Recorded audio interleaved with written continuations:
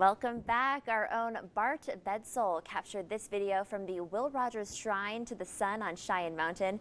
Now the tower is closed because it's too hard to social distance on the stairs, but the views around the shrine are still pretty good. Those are some great views.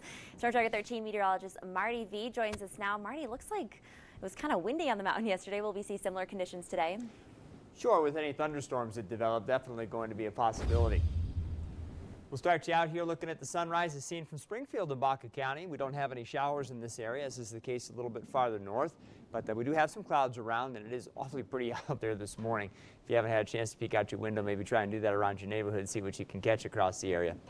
FUTURECAST shows that we'll remain pretty quiet here through lunchtime or so, and as we move into the afternoon, we'll start to see some showers and thunderstorms. And it looks like they're going to be focused primarily along and west of the interstate as some cooler and generally stable air kind of filters into the easternmost part of the state. Now, we get a little bit of rain out there this morning, but it's that cooler air that's going to kind of keep a lid on things, I think, a little bit later on this afternoon.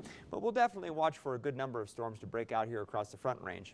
And there's a slight chance that some of the strongest storms could produce a little severe weather. Not a great chance, but it's at least possible that one of these things could produce some wind gusts around 60 miles an hour, and that could cause a little bit of property damage and maybe some hail around 1 inch in diameter. I think the bigger threat will be from some bursts of heavier rain and maybe some interaction with the burn scars and the potential for some flash floods. I mentioned it'll be a little cooler today, particularly out here across the plains with 70s to lower 80s, but we'll generally be well into the 80s along the I-25 corridor prior to storms arriving, with a mixture of 70s and 80s over the mountains and mountain valleys.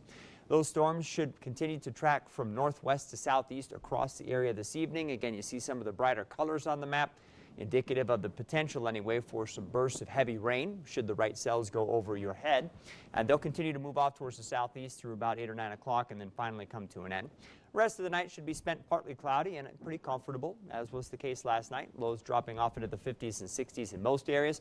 We'll probably have some 40s up across the mountain valleys again tonight, as the air up there is still a bit drier. Again, just some pretty color out there this morning. That's the view from our wire nut camera up on top of Cheyenne Mountain. You can see some of the clouds out there that were not in the area at all yesterday. So just an indication again of some of the increased moisture across the area. We'll have another round of storms here, I think, on Monday, and then some drier air will start to work in, and with that, probably another warming trend. More on that in our extended forecast soon. Sounds good, and I like the clouds. We got some nice sunrises, and obviously it's a little bit cooler, which is always nice. Yeah, it was beautiful last night, which is completely unrelated to today, but I was just enjoying summer and realizing it's August already and trying to enjoy it as long as I can, because, you know, it won't be that much longer. Doesn't last. It's so true. Did you see the full moon, too? I did. It was gorgeous, actually, coming up between some of the cirrus clouds, a little halo on it last night. It was nice. I know, it looked really pretty. I was like, ooh, okay. Alrighty, thanks, Marty. You're welcome. Well,